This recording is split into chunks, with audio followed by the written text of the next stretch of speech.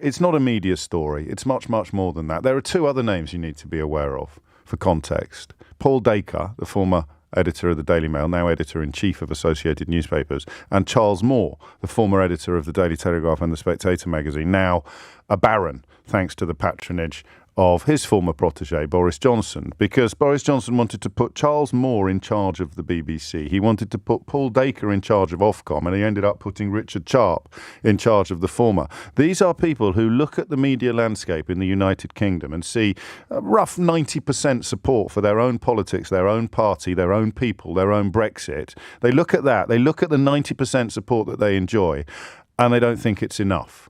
So they want to take the actual areas of independence and impartiality, like the BBC or Channel 4, and they want to remould them in their own right-wing image. And then the tiny corners of commercial media, because Ofcom is the overseer, the watchdog for commercial media, i.e.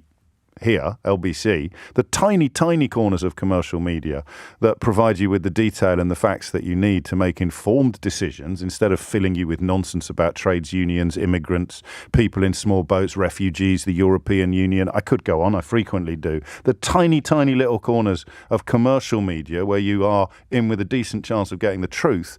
Boris Johnson and his mates wanted to put the former editor of the Daily Mail in charge of that. So that's a power grab. That's a cultural coup. That's disgusting, and it's been going on under your nose in plain sight. Let's hear from the latest victim of the coup's current failure. I feel that this matter may well be a distraction from the corporation's good work were I to remain in post until the end of my term.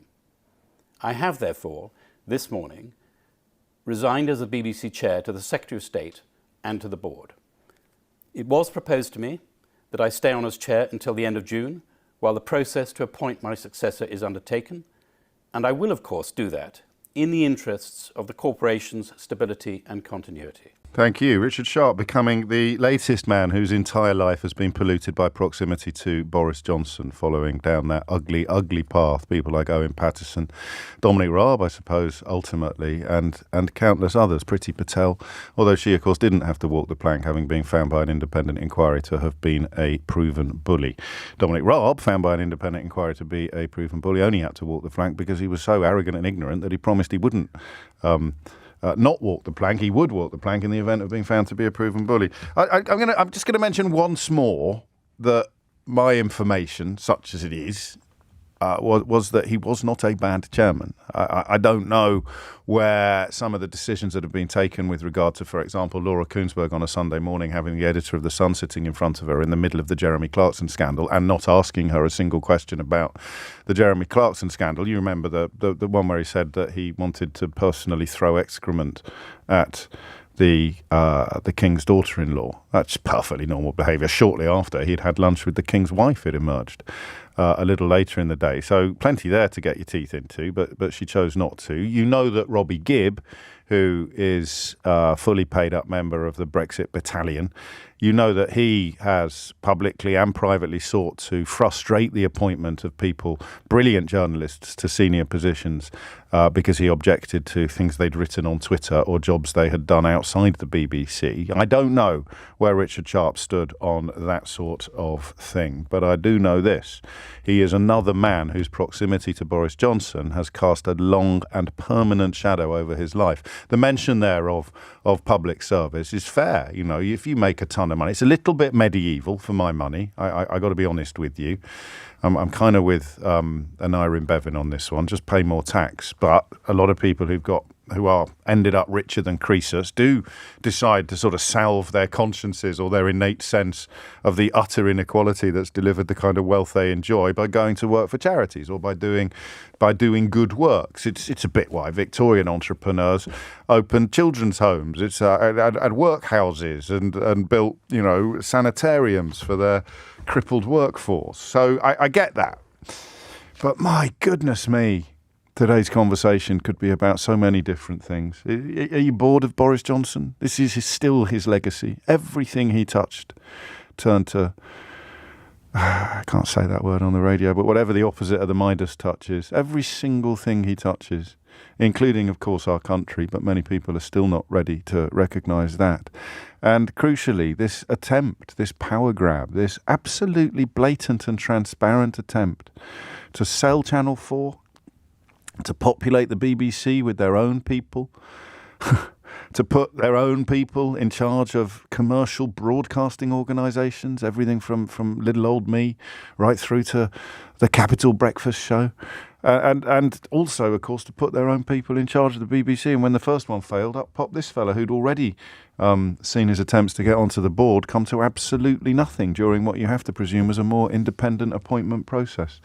It's coming up to 10:15. We'll speak shortly to the chap who broke this story and the the lingering problem that we have with the question of who actually guaranteed Boris Johnson's loan. That's an £800,000 loan arrangement at a time when 30p Lee was accusing nurses of not being able to manage their finances effectively and lying when they said that they needed to use food banks. That's modern Britain.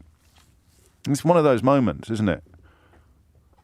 One of those moments where you really notice where we are. You've got a deputy chairman of the Conservative Party, a man who, frankly, to call him as thick as mince would be a grave disservice to the versatility and deliciousness of mince. He will accuse nurses of lying, really, about the necessity of using food banks because they're really just victims of their own poor financial management, while bending the knee and licking whipped cream out of the navel of a man who needed an £800,000 loan arrangement simply to keep his various ships afloat while enjoying a prime ministerial salary in excess of £140,000. That's Brexit Britain. That's Boris Johnson. I'm going to open up the phone lines. 0345 6060 973 is the number you need. It's a weird one, this. It's a huge story. It's a very big deal. It is, however, not an obvious phone-in subject. So I'm going to do something I don't do very often, and I'm just going to ask you to do what I've just done and tell me what this tells you about who we are and where we are, and possibly even where we're going. 0345 6060 973. I could go with the fecal touch, but it's not a phrase that I'm going to deploy frequently in the course of this morning's programme. I, as ever, at the moment, in this weird little interregnum, I would love to hear from people who were, or even perhaps still are, Boris Johnson fans. There'll be plenty of it in tomorrow's newspapers, but you can't hire someone, you can't put someone in a massive job who's just helped you secure an £800,000 loan that nobody knows about. It's so bloody obvious. I can't believe it needs to be said out loud. I feel a little bit sorry for Richard Sharp. I don't think he was necessarily dodgy. Whether or not he would have got the job in the absence of already being a crony of Boris Johnson and indeed a loan facilitator of Boris Johnson, I do not know. But my goodness me, the way that man thought he could do whatever the heck he wanted in direct contravention of tradition, regulation, expectation and basic common decency doesn't just harm us, it harms the people closest to him. It harms the people that he offers patronage to. It damages reputations. It undermines good works, histories, CVs. And now he's gone. Another one. Another Boris Johnson appointment. Departing from the public stage in disgrace. What do you make of it all? Particularly ex-BBC people, even current BBC people, although you may have to use a false name. I sometimes wish I could show you my DMs from people who are still in the corporation if you want to know where bodies are buried and where feelings lie. But my goodness me.